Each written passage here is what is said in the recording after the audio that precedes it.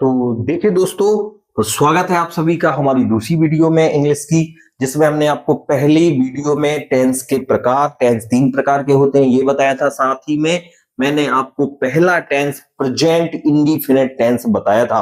यदि आपने पहली वीडियो नहीं देखी है तो उसको जरूर देखें दोस्तों, और उसके एग्जाम्पल लेकर मैं दूसरी वीडियो में आया हूं। साथ ही आज 1 से 2 टेंस हम कवर करेंगे। तो पहला टेंस जो हमने पढ़ा था वो पढ़ा था प्रेजेंट इंडेफिनिट टेंस। थोड़ी थोड़ी सी मैं इसकी याद दिला देता हूं आपको। इसमें हमने हेल्पिंग वर्ब पढ़ा था डू या डज, और साथ ही में मैंने नियम बताया था कि इस टेंस के साधारण वाक्य में डू डज का प्रयोग नहीं होता है, एस या ईएस लगता है मेन वर्ब के फर्स्ट फॉर्म के साथ। तो दोस्तों मेन वर्ब के फर्स्ट फॉर्म के साथ एस या ईएस भी उस वाक्य में लगता है जिसमें आपका सब्जेक्ट सिंगुलर हो। यदि सब्जेक्ट सिंगुलर है तो एस आता है सिंगुलर वर्ब के साथ, और अन्यथा एस भी नहीं आता है। तो ये टेंस आपका पेपर में सबसे ज्यादा पूछा जाता है, इसीलिए मैं इसके एग्जांपल आपको एक्स्ट्रा में करवाने वाला हूं। ये क्वेश्चन 100% आता है कि किसी भी वाक्य को नेगेटिव बनाना या इंटेरोगेटिव बनाना। नेगेटिव बनाना बड़ा आसान है, आपको डू या डज में से एक चीज लगाना है और साथ में नोट लगाना है। दोस्तों यदि आपको आते हैं तो फटाफट पेन कॉपी उठाओ और इनके आंसर, सबके आप आंसर अपने पेन कॉपी में लिख लें। अभी मैं आपको एक समय दे रहा हूं, देखें और देखने के बाद इसके आंसर लिखें, और लिखने के बाद आप, मैं भी समझाने वाला हूं तो आप साथ में समझें। सबसे पहली चीज है, यदि आपने पहला वीडियो देखा है तो दोस्तों आपको ये आंसर पहले खुद से करने चाहिए। साथ ही में यदि आप क्लास में ज्वाइन किए हुए हैं हमारी, और क्लास में तो आपको ये शायद आते ही होंगे, तो आप एक बार कर लें। इसके बाद ये चीज सही है या गलत है उसके लिए आप हमारा पूरा वीडियो देखें। तो हम देखते हैं दोस्तों इनके आंसर। और सबसे पहले तो आप अपनी पेन कॉपी निकाल लें फटाफट, और पेन कॉपी निकालने के बाद आप इनके आंसर वीडियो को यहीं पुश करके पहले इनके आंसर निकाल लें, इसके बाद आप वीडियो देखें। तो दोस्तों देखें, आशा है कि आपने ये सॉल्व स्वयं से कर लिए होंगे। अब हम समझाते हैं, ये आपको नहीं आ रहे हैं तो भी देख ले दोस्तों कैसे करना है। आपको ये समझना है कि ही आपका सब्जेक्ट होता है, लाइक आपका मेन वर्ब का फर्स्ट फॉर्म है, और ये आपका ऑब्जेक्ट होने वाला है। तो देखिए दोस्तों, यदि आपने स्वयं से सॉल्व किया हो तो आप मिलाएंगे कि हमसे गलती क्या हुई है, नहीं हुई है तो बहुत अच्छा है।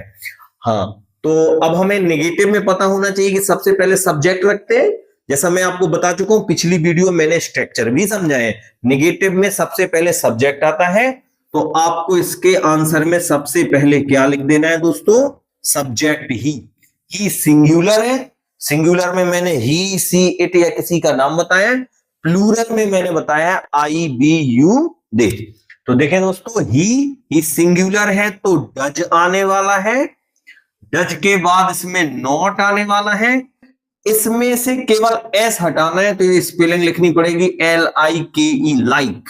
He does not like mango.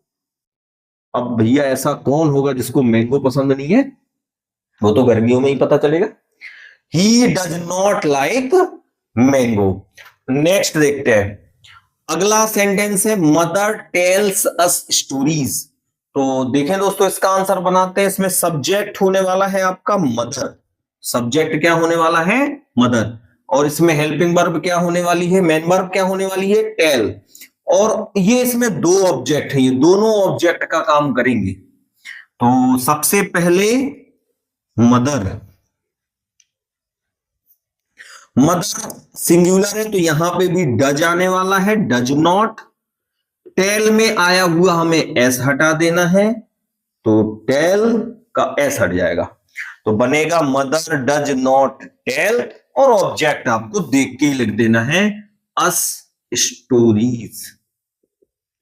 और बढ़ते हैं दोस्तों तीसरे में। हमने पहले बताया दोस्तों, आपने यदि बना लिए, नहीं बनाए तो अभी यहां पोस्ट करो और आगे का ये चीज आप बना ले, 3 ही वाक्य बना ले, जिससे आपको अपने कॉन्फिडेंस के लिए बड़ा अच्छा रहेगा कि हाँ हम बना लेते हैं। नहीं बना लेते हैं तो हमें ध्यान से पहली वीडियो देखने की जरूरत है, साथ में फिर बनाना है। तो साथ में बनाते चलेंगे दोस्तों, ध्यान रहे इसका। तीसरा बना के बता रहा हूं मैं आपको, इसमें हिज फादर ये पूरा का पूरा आपका सब्जेक्ट है, तो सबसे पहले हिज फादर लिख देना है। इसके बाद हिज फादर भी सिंगुलर रहेगा, क्योंकि यहां देखें एस आया है, तो यहां पे भी आपका डज नॉट आने वाला है।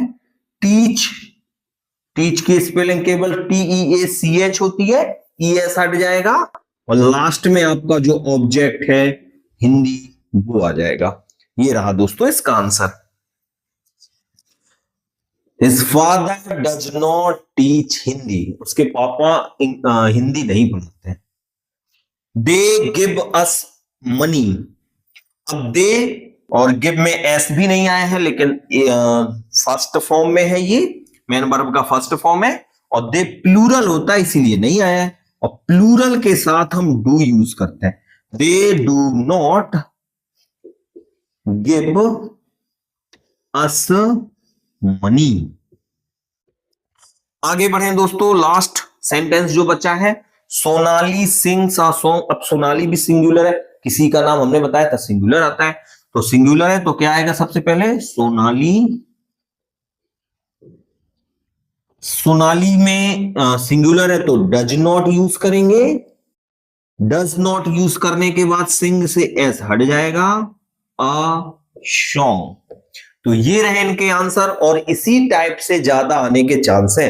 अब हम चलते अगले टेंस की ओर। तो दोस्तों बताएं, पहला टेंस मैंने कौन सा पढ़ाया है, प्रेजेंट इंडिफिनिट। इसके बाद नेक्स्ट क्या होने वाला है, तो प्रेजेंट कंटिन्यूअस टेंस। तो चलते हैं हम प्रेजेंट कंटिन्यूअस टेंस की तरफ। तो देखते हैं दोस्तों, अपन दूसरे टेंस की ओर चलते हैं, और दूसरा टेंस कौन सा होता है, तो दूसरा टेंस है आपका प्रेजेंट कंटिन्यूअस। यदि आपको इसकी हेल्पिंग वर्ब आती है तो प्लीज कमेंट बॉक्स पर टाइप करें, देखते हैं किस किस को आती है हेल्पिंग वर्ब, और देखें क्या होती है हेल्पिंग वर्ब, बताएं हमें, कमेंट बॉक्स पे बता सकते हैं। तो इसकी हेल्पिंग वर्ब होती है आपकी इज, एम या आर। तो ए जाएगा, बहुत डिटेल में नहीं लिख रहा है, ए जाएगा आपका सिंगुलर में, एम आता केवल आई के साथ, और प्लूरल में आएगा, प्लूरल सब्जेक्ट के साथ क्या आता है, आर आता है। ध्यान रखना है दोस्तों, सिंगुलर में कौन आएगा, इच, आई के साथ क्या हेल्पिंग वर्ब आएगी, एम, और प्लूरल सब्जेक्ट में क्या आएगा, आर। अब सिंगुलर और प्लूरल सब्जेक्ट कौन कौन है, इसके लिए तो आपको पहला वीडियो ही देखना पड़ेगा। तो पहले वीडियो में आप देखें। अब मैं इसके सीधे आपको स्ट्रक्चर में ले चलता हूं। तो सबसे पहले सब्जेक्ट आने वाला है, सब्जेक्ट के अकॉर्डिंग इज, एम या आर में से कोई एक चीज यूज होगी। इसमें आपका मेन वर्ब का फर्स्ट फॉर्म, और याद रखना है आईएनजी। कोई सा भी कंटिन्यूअस टेंस है उसमें हमें आईएनजी जरूर लगाना है, और लास्ट में आपका ऑब्जेक्ट आता है। क्रम हर एक ऐसा ही होता है किसी भी टेंस को बनाने का, कि सब्जेक्ट आना है, इज, एम या आर आना है, इसके बाद मेन वर्ब का फर्स्ट फॉर्म आना है, फिर आईएनजी आना है, फिर ऑब्जेक्ट आना है। दोस्तों मैं आपको बता दूं कि टेंस के बाद जो हमारा अगला टॉपिक होगा वो आपका नरेशन का होगा, और नरेशन बहुत कम लोग ही पढ़ाते हैं, ये आप जानते हैं। नरेशन एक लंबा टॉपिक होता है, और जो कि आपको ये समझे आपकी 12वीं के बाद भी बहुत इंपॉर्टेंट है, कॉम्पिटेटिव एग्जाम में तो समझे कि आता ही है। यदि आप कंपटीशन की भी तैयारी कर रहे हैं तब भी आपको ये चीज जो बेसिक इंग्लिश है वो कवर करनी चाहिए। इसके आगे फिर कंपटीशन लेवल पे आपको पहुंचना चाहिए। और क्लासों के लिए तो नरेशन एक क्वेश्चन नरेशन का आता ही है, साथ में आगे आने वाली आपकी जो पढ़ाई है, चाहे आप कंपटीशन लेवल पे बात करें, किसी भी डिग्री की बात करें, वहां पे भी यदि आपकी इंग्लिश आएगी तो नरेशन पूछा जाता है। इंपॉर्टेंट टॉपिक है दोस्तों। अगला देखें नेगेटिव। अगर हमें इसको नेगेटिव बनाना है तो हम सबसे पहले सब्जेक्ट लिख देंगे, सब्जेक्ट के बाद जो हमारी हेल्पिंग वर्ब है इज, एम या आर, इसके बाद आपका नॉट, नॉट के बाद मेन वर्ब का फर्स्ट फॉर्म, इसमें आईएनजी प्लस ऑब्जेक्ट, ठीक है दोस्तों, नेक्स्ट इंटेरोगेटिव अगर हमें बनाना है, अगर आपको इंटेरोगेटिव बनाना है तो आप सबसे पहले इज या एम या आर रखें, इसके बाद अपना सब्जेक्ट जो भी दिया गया है देख के लिख दें, इसमें ज्यादा बदलाव होता ही नहीं है। इसके बाद आप मेन वर्ब का फर्स्ट फॉर्म आईएनजी, इसके बाद ऑब्जेक्ट और क्वेश्चन मार्क चिन्ह लगाना ना भूलें। यदि आप इंटरोगेटिव बना रहे हैं तो आपको प्रश्नवाचक चिन्ह या याद करने के लिए हम इसको हंसिया चिन्ह बोल देते हैं। आपने सुना होगा गांव में हंसिया काटने के लिए। तो देखते हैं दोस्तों, इंटरोगेटिव में इज, एम या आर, सबसे पहले यदि हेल्पिंग वर्ब हम आगे रख दें। अब हर एक टेंस में ये चीज सेम होने वाली है प्रभु, अकेले आपको टेंस का नाम और हेल्पिंग वर्ब याद रखना है, स्ट्रक्चर तो सभी के सेम ही होते हैं। अब वो टीचर की ड्यूटी है कि उसको लिखवाना पड़ता है बार बार। अब इसका एक एग्जाम्पल देख लेते हैं। एग्जाम्पल आपका इसका होगा जैसे आई एम टीचिंग इंग्लिश। अब दोस्तों अगर पूछा जाए कि एग्जाम में कैसा आएगा, तो अब आपका ब्रैकेट में वो लिख सकता है कि चेंज इनटू प्रेजेंट इंडिफिनिट।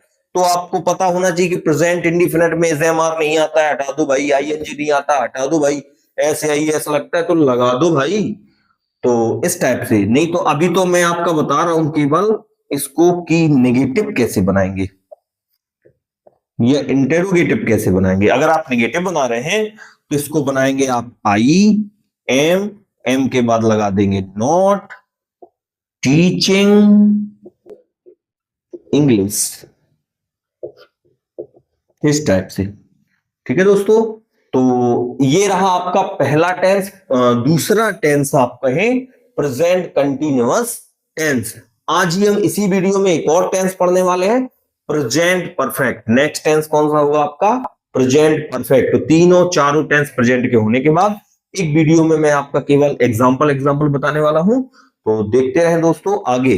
अगला टेंस प्रेजेंट परफेक्ट। अगर किसी को हेल्पिंग वर्ब पता है तो फटाफट बताएं। और परफेक्ट में मैं पहले से बता देता हूं कि मेन वर्ब का थर्ड फॉर्म यूज किया जाता है।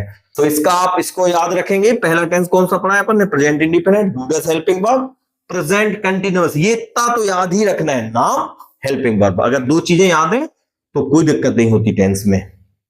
देखिए दोस्तों अगला टेंस, तो देखते हैं दोस्तों अगला टेंस कौन सा हमने बताया आपको, प्रेजेंट परफेक्ट।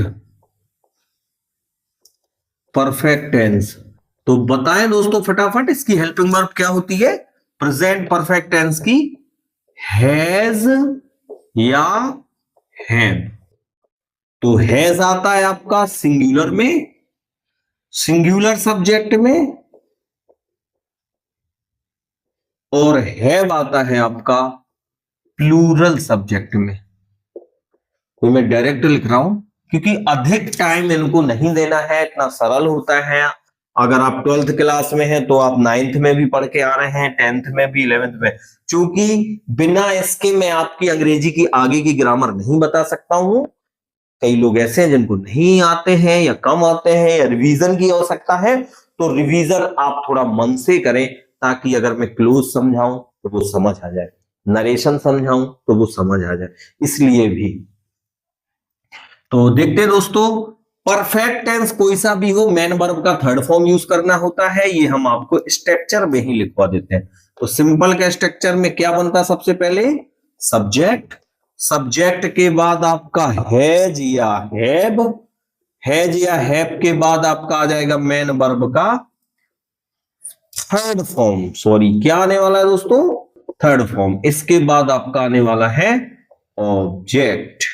तो प्रेजेंट परफेक्ट टेंस में सब्जेक्ट, हैज या हैव, मेन वर्ब का थर्ड फॉर्म और ऑब्जेक्ट। यदि आप इसे नेगेटिव